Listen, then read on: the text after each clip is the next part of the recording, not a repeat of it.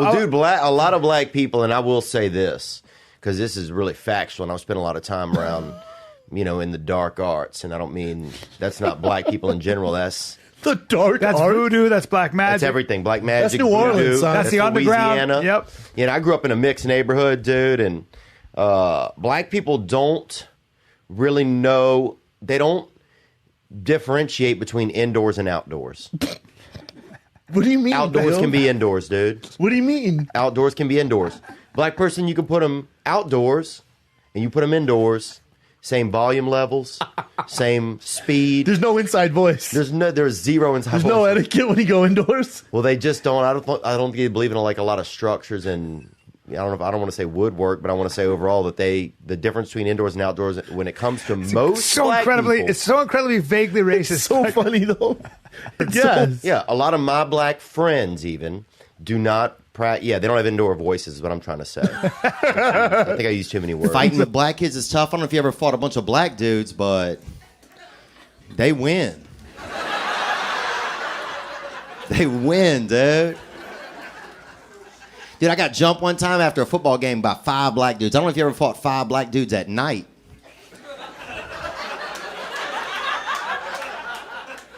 Just imagine you're fighting 5 black dudes, right? Now close your eyes. Now how many black dudes are you fighting? As many as your imagination can hold.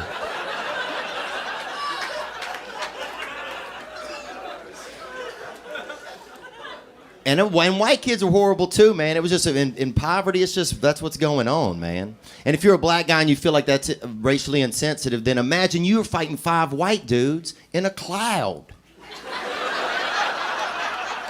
Like, damn, this cloud is aggressive and accurate.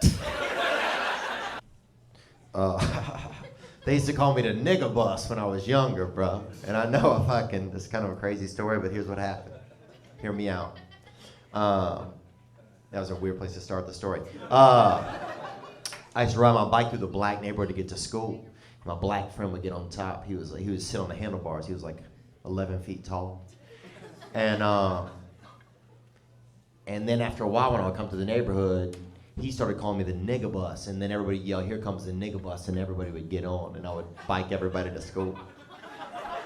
Like as many darker kids as you could imagine. 3 was the most I could really get there, and 1 on somebody's back, so 4. But I had fucking huge quads, beautiful legs as a child. But, and I'd show up with all the kids that missed the regular bus, Here it comes. And then I used to go over to my friend's house. He was darker than me.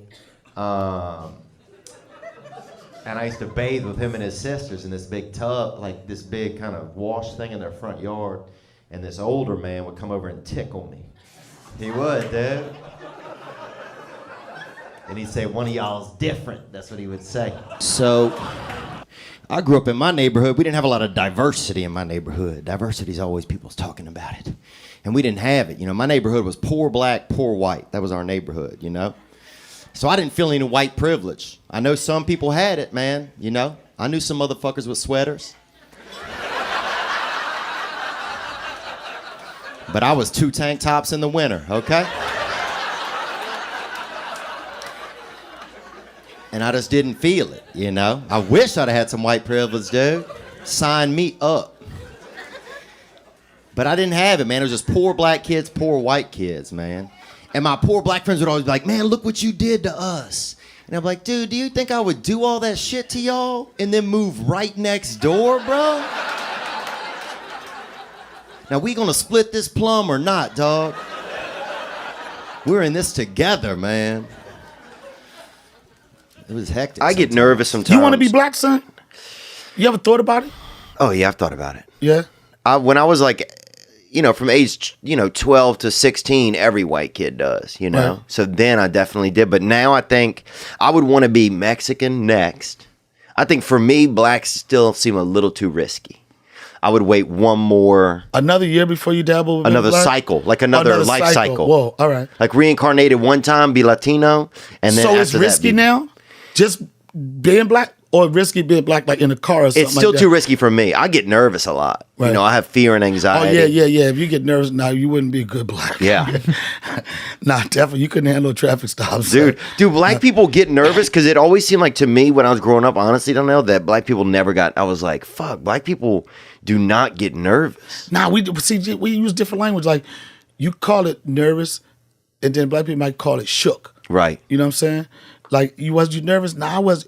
It's the same definition, but were you nervous? Nah, I was just a little shook. Yeah. I mean, we just don't identify with certain things. Like when it comes to like depression. Yeah. White people can identify with depression, anxiety, post-traumatic Yeah. stress. They could deal with that. You know what I'm saying? Like you ask a white person, "Are you stressed?"